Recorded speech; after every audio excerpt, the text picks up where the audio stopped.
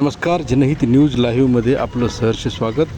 Police यंत्रणा बाजूला सारून जनतेमध्ये या असे आवाहन उबाठा गटाचे जिल्हाध्यक्ष ज्योतिबा खराटे यांनी खासदार आष्टीकर यांना दिले. ऑपरेशन तुडवा हा आदेश पक्षाचा आम्हाला या ठिकाणी आला आणि ऑपरेशन तुडवाचं उद्घाटन कशा प्रकारे त्या ठिकाणी होणार होतं याची प्रचिती नागेश पाटील आष्टीकर यांनी पाहिलेली आहे. आणि 4 गाड्या पोलिसाच्या मागं, 4 गाड्या पुढे यायचे, एक माणूस इकडून बसवायचा, मधामध्ये बसवायचं आणि आम्हाला शिवसैनिकांना धमकी द्यायचं हे कितपत योग्य आहे. काल त्यांनी भाषणामध्ये त्या ठिकाणी सांगितले की मी येणार आहे.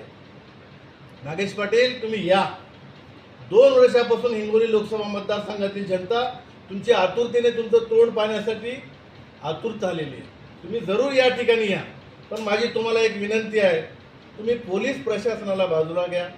Y+ सुरक्षा आहे तुमची ती बाजूला काढा आणि त्यानंतर धमकी द्या. पोलिसाच्या बळावर या ठिकाणी तुम्ही आम्हाला धमकी देऊ नका. या ठिकाणी शिवसैनिक ऑपरेशन तुडवा कसं राबवितात याचा अनुभव तुम्हाला या ठिकाणी मिळणार आहे. ते सर म्हटले की काल सकाळी 7:30 पासूनच पोलीसवाल्यांनी माझ्या गावाला, माझ्या घराला छावणीचे स्वरूप दिले होते. एका कार्यकर्त्यामागे 2-2 पोलिसवाले या ठिकाणी ठेवले चाललेत. देवेंद्र फडणवीसांची पोलीस तुम्ही बाजूला सारा, त्यानंतर कोण कशा प्रकारे लढतंय हे तुम्हाला या ठिकाणी दिसणार आहे. नागेश पाटलाचं कालचं भाषण म्हणजे हातपाव में दम नाही, हम किसी से कम नाही, अशा प्रकारची ही घोषणा आहे. ठाकरे साहेबांचा तुम्हाला फोन आला? सोशल मीडियाच्या माध्यमातून जेव्हा बातमी ठाकरे साहेबांकडे गेली, जेव्हा पोलिसांनी आम्हाला अटक केलेली होती, त्यावेळेस ठाकरे साहेबांनी आम्हाला या ठिकाणी फोन करून आम्हाला या ठिकाणी धैर्य हिंमत दिलं. त्याबद्दल ठाकरे साहेबांचं मी आभारच मानतो.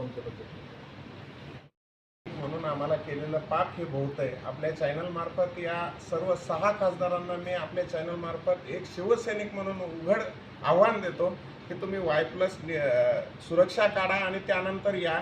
आणि तुम्ही जे म्हणताय की बाबा आम्ही असं करू तसं करू, तुडवण्याच्या ऑपरेशन तुडवायला सुद्धा त्यांनी उत्तरं दिली. खरंच जर आम्ही शिवसैनिक म्हणून तुम्हाला जर आमच्यासोबत खेटायचं असेल तर पहिले आमच्या बळावर, आमच्या मतावर निवडून आलेल्या खासदारकीचा तुम्ही राजीनामा द्या आणि येणाऱ्या काळात निवडणुकीतून तुम्ही आमची हिंमत बघा. आमच्या बळावर तुम्ही असं निवडून आलो नाही असं जर वाटत असेल किंवा तुम्ही उद्धव साहेबांच्या मशालीवर निवडून नाही आले, बाळासाहेबांचा चेहरा वापरून नाही निवडून आले, तर येणाऱ्या काळात तुम्ही आत्ता खासदारकीचे राजीनामे द्या आणि निवडणुकीला सामोरे जा.